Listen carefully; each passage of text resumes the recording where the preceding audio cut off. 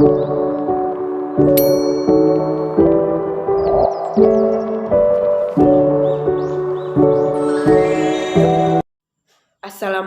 warahmatullahi wabarakatuh. Saya Ananda Putri Pramudita dari kelas PS3D NIM 2140268. Di sini saya akan melaksanakan ujian akhir semester mata kuliah pengantar bisnis dengan mengkritik sebuah artikel yang berjudul Sukses Bisnis Franchise Makanan Kenapa Tidak. Seperti yang sudah dijelaskan dalam artikel, franchise merupakan sebuah bisnis yang menawarkan paket bisnis kepada pembelinya. Dengan harga paket yang telah ditentukan, pembeli akan mendapatkan lisensi untuk menggunakan merek, resep rahasia, dan juga menggunakan sistem manajemen, peralatan, serta bahan baku untuk awal usaha bisnis franchise makanan menjadi bisnis yang cukup menjanjikan. Apalagi jika makanan yang dijual sudah terkenal dan sudah memiliki nama di kalangan masyarakat. Beberapa contoh franchise makanan yang sudah mempunyai nama di Indonesia adalah yang pertama, Pizza Hut. Menurut data 2019, setidaknya sudah ada lebih dari 18.000 gerai yang tersebar di 100 negara. Yang kedua, KFC dengan slogan yang berbunyi jagonya ayam. KFC masih menjadi pemimpin dalam bisnis ayam goreng crispy di Indonesia. Hingga tahun 2020, tercatat bahwa brand ini telah memiliki lebih dari 23.000 outlet di seluruh dunia. Outlet ini telah menjangkau 140 negara, salah satunya adalah Indonesia. Yang ketiga adalah Burger King. Dari data terakhir pada Desember 2018, waralaba yang satu ini telah menjamah 100 negara yang ada di dunia. Total sudah ada 17.000 gerai Burger King termasuk di Indonesia dan negara lainnya. Baik, untuk selanjutnya yaitu saya akan memberikan kekurangan dari bisnis franchise makanan. Kekurangannya ada 3. Yang pertama adalah persaingan. Persaingan yang terkadang tidak terkendali menjadi salah satu masalah yang sering dihadapi bisnis dengan sistem franchise. Banyak pemilik franchise yang tidak dapat mengendalikan persaingan dengan baik, sehingga antar mitra harus bersaing. Hal ini menimbulkan persaingan yang tidak sehat, sehingga dapat merugikan para mitra. Karena itu, sebagai pebisnis, Anda harus memastikan bahwa pemilik franchise memiliki sistem dan aturan yang jelas untuk mengatur agar persaingan antar mitra dapat berjalan dengan sehat.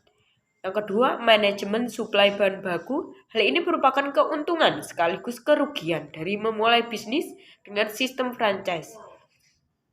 Di satu sisi, pebisnis akan sangat terbantu karena suplai bahan baku disuplai langsung oleh pemilik franchise. Akan tetapi, di sisi lain, hal ini terkadang menjadi masalah apabila rantai suplai tidak berjalan dengan baik, sehingga menghambat proses bisnis. Banyak franchise melarang mitra mereka untuk menggunakan bahan baku yang bukan dari mereka, sehingga apabila kehabisan bahan baku, Anda harus menunggu suplai dari pemilik franchise atau franchisor. Oleh sebab itu, sebagai pemilik bisnis, Anda harus bisa mengatur bagaimana manajemen suplai yang baik agar bisnis dapat terus berjalan. Kekurangan yang terakhir yaitu pembayaran biaya franchise. Semakin besar suatu brand, maka biaya franchise yang harus Anda tanggung ikut meningkat pula. Karena Anda kemitraan franchise harus Anda perpanjang secara berkala, sehingga membutuhkan biaya tambahan yang harus Anda perhatikan. Dengan sistem ini harus memperhitungkan memulai bisnis makanan dengan sistem franchise itu bagaimana, terus sewa tempatnya bagaimana, dan berbagai biaya lain untuk setup bisnis Anda. Dapat disimpulkan, hal yang menjadi faktor kegagalan karena seringkali diabaikan oleh franchise di Indonesia adalah tidak memiliki managerial incompetence dan tidak berpengalaman. Walaupun franchisor memberikan pelatihan dan bantuan manajemen, namun tetap dituntut komitmen tinggi dari franchise serta seluruh staf atau karyawannya. Mereka harus bekerja keras dan tidak lalai, harus secara ketat selalu menjaga mutu produk dan pelayanannya. Begitu mereka melalaikan hal ini karena sistem kontrol yang lemah, maka pelanggan akan beralih kepada pesaing.